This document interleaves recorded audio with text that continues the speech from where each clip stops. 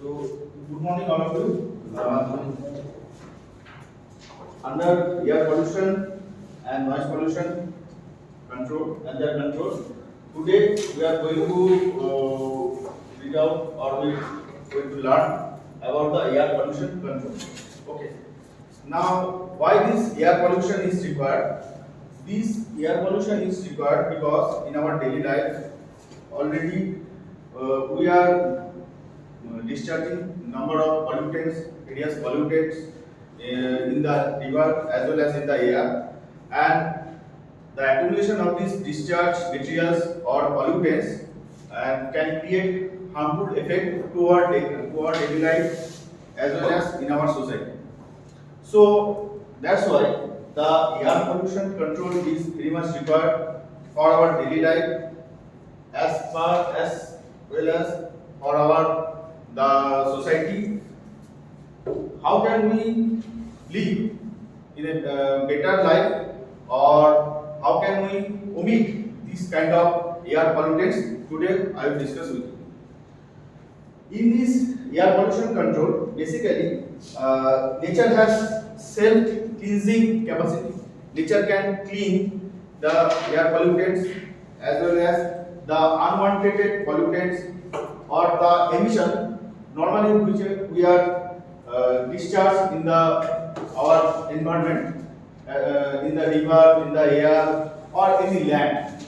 Okay, on the ground surface, normally we discharge all kinds of air pollutants, kinds of pollutants as well as the unwanted pollutants things which are not required, further not required for our society or for our human being. Now, the nature has one capacity to taking this kind of discharge materials up to certain limit. Nature can take, okay, or they can cleansing these materials easily by their capacity. Like river can clean the water easily. Air can clean because air and water both have the self-cleansing capacity. So after some time, they when the accumulation of maximum these pollutants or these garbages are accumulated in the air as well as in the soil as well as in your air, then this type of control thing will come in our study. So to control this air pollution, we have to know what are the self-cleansing or natural self-cleansing properties of environment. Okay. In these natural self-cleansing properties of environment, these are the properties you can see here: dispersion, gravitational settling with or without accumulation of particles, absorption including washout and scavenging, rain out, and adsorption. So basically, for air pollution control, what we actually we have done, basically we construct a chimney or stake to disperse the pollutants in the away from the polluted area. We try to disperse the pollutants. Okay, and the huge pollutants can be generated in this station or the factory where actually which is these pollutants produced. So for dispersion purpose, we make chimney. Our civil engineering knowledge, with our civil engineering knowledge, we constructed chimney and stake to disperse these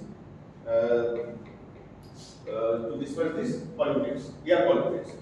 Now the dispersion by the air, one of the main purpose of this natural purpose of the environment for self cleansing. Okay, how can they disperse? They easily carry these pollutants from one place to another place, and they can disperse the various kind of particles,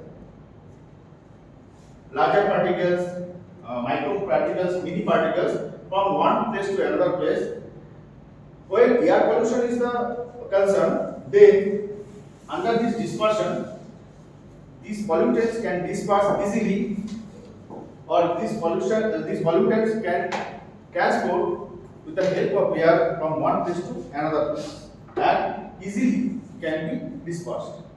Okay, but in this dispersion also some important notes I have to share. Dispersion of pollutants by winds reduce the also concentration of air pollutants at the place. Although in the strict sense it does not remove them from the environment. As a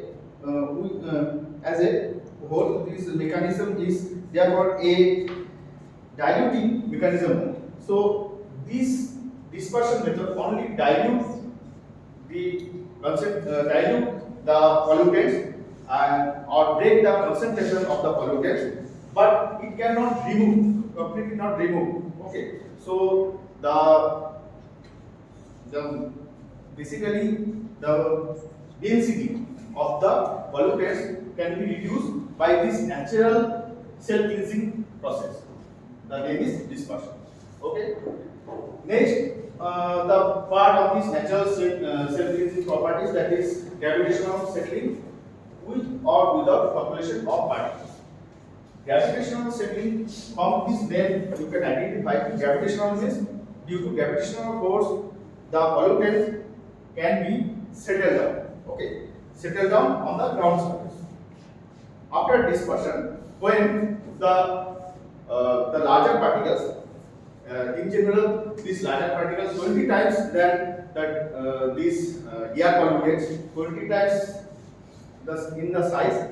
When the action of gravitational force, the pollutants can be settled down on the ground surface. This is called gravitational settling. And another note, special note for this gravitational settling is the gravitational settling is the most important natural mechanism under which large heavy particles from the ambient air settle down on buildings, trees, and other objects. These generally happen to the particles which are larger than basically 20 inch. In as per our the study, the 20 inch larger than the normal particles, which can normally which are dispersed in the air. Dispersed particles, that this size is 20, larger than 20 inch. Okay, in the gravitational settling. After that, absorption, including washout and scavenging. Another thing is that gravitational settling. This is without population. Population means when the particles get populated, accumulated, or get larger in size, as well as when get heavier than normal size. This is called population. Already you heard this word in your environmental engineering, maybe in water engineering or wastewater engineering. This population means the accumulation of the particles when the particles get the larger size, or when particles get heavy than natural size. This is called population. Population, advantage of the population is if naturally the particles or these pollutants get populated, then easily they can be settled down or settle out in the on the any material or on the ground surface. Okay. So population, our desire is how can we populate these unwanted particles or pollutants. Next is absorption. Absorption including washout and scavenging. Absorption is actually, this is the below the cloud level. Below the cloud level, because when the mini or micro particles absorbed by the mist or any moisture content or any other precipitation kind of things, then easily they can settle out by that particular moisture. Okay. So absorption is basically the settle out of the these particulate matters or these pollutants by the moisture or some mist, or they can also form the fog precipitation in the atmosphere. Okay, so in ambient air, when the particles absorb or the settled out by the any moisture, any water, any precipitation is called absorption. Special note is there for absorption. The gases as well as particles, pollutants from the air get collected in the rain or mist and any settled out with the moisture. This phenomenon takes